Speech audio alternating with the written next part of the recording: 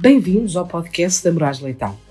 Os associados principais Ana Carrilho Ribeiro e António Queiroz Martins vão falar-nos das regras de tributação de criptoativos previstas no Orçamento de Estado para 2023 e da sua aplicação prática para os investidores. Olá a todos, sejam bem-vindos a mais um podcast da Moraes Leitão. Hoje estamos aqui para falar sobre a tributação de criptoativos na Lei do Orçamento de Estado para 2023 e tenho aqui o meu colega António Queiroz Martins para discutir estas novidades comigo. Olá Ana, obrigado. Se calhar começava por fazer uma pergunta que acho que flui nas redes sociais e na internet. É verdade que Portugal é ou foi um paraíso fiscal especificamente em relação às criptomoedas? Bem, não diria tanto. Em sede de IRC sempre houve tributação.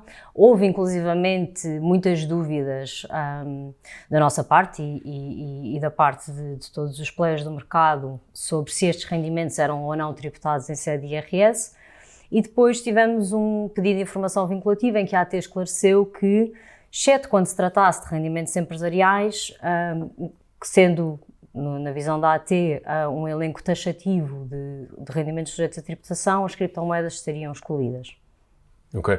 Eu acho que isto é muito importante porque estes temas da fiscalidade vão se cruzar com temas das criptomoedas e o que é um criptoativo, um NFT, portanto uma linguagem também ela é hermética. Nós vamos aqui procurar descodificar um pouco esta linguagem mais, se calhar, aborrecida para algumas pessoas, para nós não, pronto.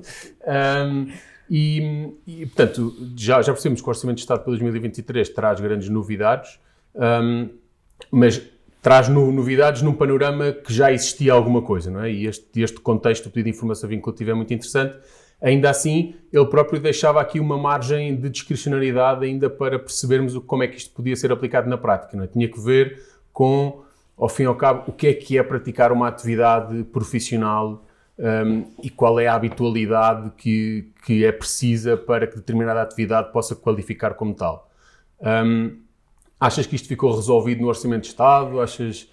Diria que não, continuamos a ter e a seguir vamos discutir um bocadinho, cada categoria de rendimento, entre as quais os rendimentos empresariais e profissionais, e subsistem na mesma dúvidas sobre o que é que deve ser considerado uma atividade profissional dentro deste tipo de atividades relacionadas com as criptomoedas. Enfim, um bocadinho de regras de experiência que utilizamos, mas são regras de experiência, lá está, não estão definidas na lei, tem um bocadinho que ver com o peso dos rendimentos auferidos por relação a operações com criptoativos para um determinado contribuinte, o número de horas alocadas a essa atividade. Eu acho isso muito interessante porque a lei continua sem dizer nada, não é? Ou seja, é verdade que há muita novidade e isso é uma coisa positiva, dá certeza aos nossos clientes e aos investidores nesta área, mas a este respeito ainda nada é dito e, portanto, pode ser que num futuro mais próximo a própria autoridade tributária ou os tribunais se venham pronunciar a este respeito sobre casos concretos, com questões concretas e específicas que têm sempre que ser vistas e analisadas, mas que nos podem ajudar a ter uma orientação para casos futuros, não é? Acho que seria útil e daria uma muito maior segurança jurídica aos contribuintes que operam nestas áreas. Ótimo. Aqui em relação ao IRS, não é? Estávamos a falar das novas regras, portanto, basicamente a tributação como serviços que alguns destes rendimentos ligados às criptomoedas podem ser sujeitos. Este regime nasce no regime simplificado do IRS, não é? Portanto, um regime dentro do qual as pessoas singulares que têm rendimentos até cerca de 200 mil euros por ano podem aderir a este regime, podem beneficiar, e tem duas grandes regras, não é? Ou seja, tem uma regra que se prende com atividades de mineração, portanto tem um coeficiente de 0,95, ou seja, dizemos que apenas há uma presunção de despesas de 5% associadas a estes rendimentos, portanto, em cada 100 euros ganhos, 95 são tributados, ao passo que estes outros 5 não são tributados. Estas são as atividades ligadas à mineração. Nós comentávamos há pouco que há alguma penalização desta atividade, provavelmente por fatores ambientais, que se prendem com algum tipo destes mecanismos de consenso, mas não com todos, provavelmente não cobre. Há mecanismos que não dão origem a estes problemas ambientais, mas que acabam por ser abrangidos também por esta norma. Exatamente. Mas há uma outra norma, não é? Há uma norma, nós diríamos, mais positiva, numa ótica de melhores notícias para os investidores. Para outras operações, portanto, como as operações de validação de transações através de mecanismos de consensos ou outras que se possam enquadrar dentro desta norma, temos um coeficiente de 0,15, o que é muitíssimo benéfico, porque, no fundo, ao contrário do que estávamos agora a comentar para as atividades de mineração, apenas 15% do total do rendimento bruto é que é considerado como lucro e, portanto, temos 85% de despesas presumidas. Portanto, em termos práticos, não estamos a falar de uma taxa de tributação efetiva que possa ir além dos 8%, tendo em consideração os escalões progressivos do IRS. E estes rendimentos, ao fim e ao cabo, são tributados quando as pessoas residentes em Portugal os recebem, não é?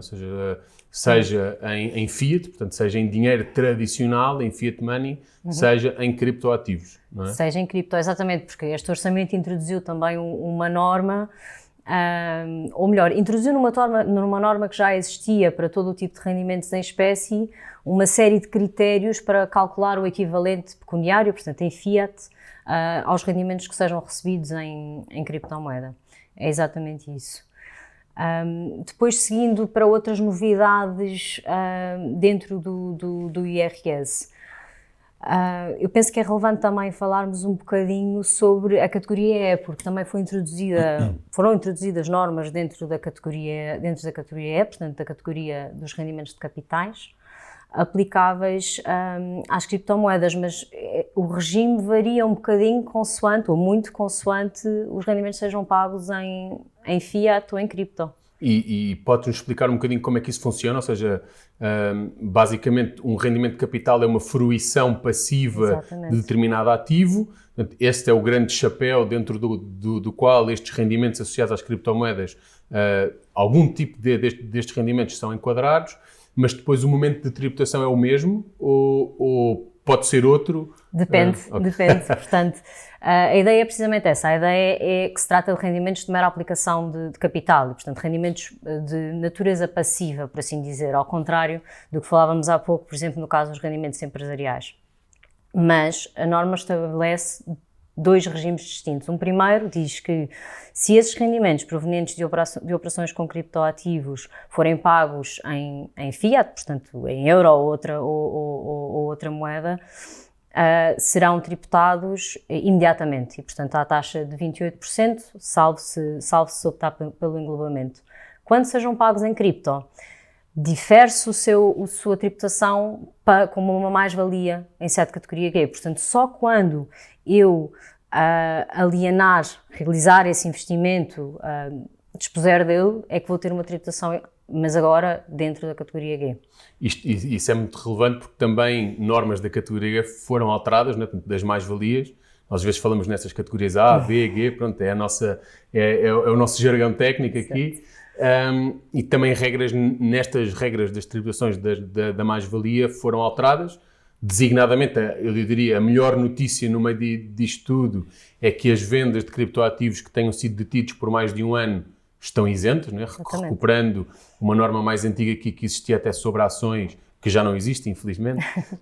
Mas, portanto, a verdade é que hoje em dia um criptoativo seja detido por mais de um ano fica isento no momento da sua venda. Aliás, com uma norma transitória interessante de aproveitamento do período que tivesse decorrido antes da entrada em vigor da norma, portanto, está uma norma bem feita e bem trabalhada nesse sentido, mas este regime não se aplica sempre, não é? Ou seja, nós detectámos aqui umas situações que vão dar muita origem a problemas práticos, parece-nos aquilo que nós conhecemos aqui dos nossos clientes, que não se aplicam, não é? Exatamente. Portanto, se calhar, recapitulando, tanto essa exclusão como outra exclusão que também diria que é muito relevante em sede de mais-valias também não se considera existir uma mais-valia quando o que eu recebo é também em criptoativo. Portanto, há uma espécie de um diferimento até ao momento exato em que eu troco um criptoativo por fiat.